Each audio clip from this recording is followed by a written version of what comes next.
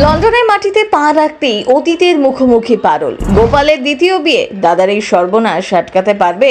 রায়ানের ওপর দাদু রেগে গেল কেন?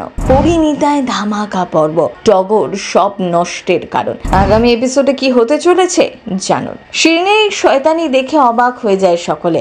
দাদু খুব রেগে যায় শিরিনের ওপর। এরপর পারুল শিরিনকে ঘাড় ধাক্কা দিয়ে বের করে দেয়। এদিকে ভাসানের সময় হয়ে যায়। মাকে গাড়িতে তুলে ভাসানের উদ্দেশ্যে নিয়ে যাওয়া হয়। সকলে মায়ের নিরঞ্জনের উদ্দেশ্যে রওনা দেয়।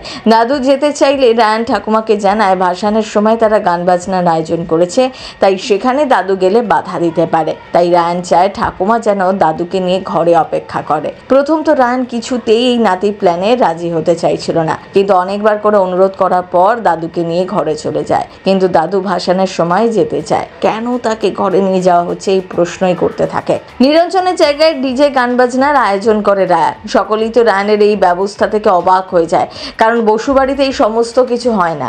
আর দাদু জানতে পারলে তো কুরুক্ষেত্র বাঁধিয়ে দেবে। তাই সকলেই ভয় পেয়ে যায় রায়ানের কাণ্ড দেখে। রায়ান সকলকে আশ্বাস দেয় দাদুকে সে ঠিক ম্যানেজ করে নেবে।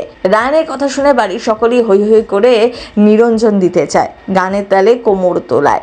দূর থেকে গান বাজনার শব্দ শুনে দাদুর মনে খটকা লাগে। তারপর জোর করে তিনি ভাসানের জায়গায় উপস্থিত হন। সকলকে রাস্তার মাঝে নাচতে দেখে বেজায় ক্ষেপে ওঠেন। বউদের নাচতে দেখেই তোর দাদু রেগে লাল।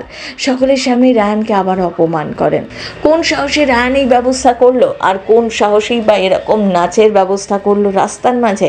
এই নিয়ে দাদু চিৎকার চেঁচামেচি করতে থাকে। কম্পিটিশন যখন হয়েছে তখন পুরস্কার তো দিতেই হবে, তাই সব দিক বিচার করে দাদু পারুলকেই বিজয়ী ঘোষণা করেন। কিন্তু দাদুর এই সিদ্ধান্তে রায়ান কিন্তু মোটেই খুশি হয় না। সে প্রতিবাদ করে। ওদিকে পারুলও পুরস্কার নিতে অস্বীকার করে, জানিয়ে দেয় যদি বাড়ির লোকজন একটু আনন্দ করলে দাদুর আপত্তি হয়, পারুল সেই পুরস্কার নেবে না। এইদিকে পারুল জানতে পারে রুক্মিণী যাওয়ার সময় ডিভোর্স পেপারে সই করে দিয়ে গিয়েছে, তাই জন্য আবার গোপালের বিয়ে দিচ্ছে তারা। কিন্তু পারুলের এই কথা শুনে খটকা লাগে, কারণ পারুলের মনে হচ্ছে রুক্মিণী একটু হলেও গোপালকে পছন্দ করতে শুরু করেছে, আর এটা কোনো ষড়যন্ত্র। পারুল আটকাতে পারবে তো? টগর জানিয়ে দেয় রুক্মিণী ডিভোর্স দিয়ে চলে গেছে বাড়ি ছেড়ে। আর দাদু তো এই কথা জানতে পেরে দারুণ রেগে যায়। কিন্তু পারুল দাদুকে কথা দেয় সে লন্ডনের উদ্দেশ্যে পাড়ি দেবে, আর রুক্মিণীকে যে করে হোক ফিরিয়ে আনবেই। এবার দেখা যাক আগামী পর্বে কি হয়। পারুল কি রুক্মিণীকে ফিরিয়ে আনতে পারবে? কিন্তু এর মধ্যেই শোনা যাচ্ছে লন্ডনে গিয়ে কোনো এক অতীতের মুখোমুখি হতে চলেছে পারুল। কি জানতে পারবে নিজের জীবনের সম্পর্কে? এখন সেটাই দেখায় সিনে চক্কর ব্যুরো।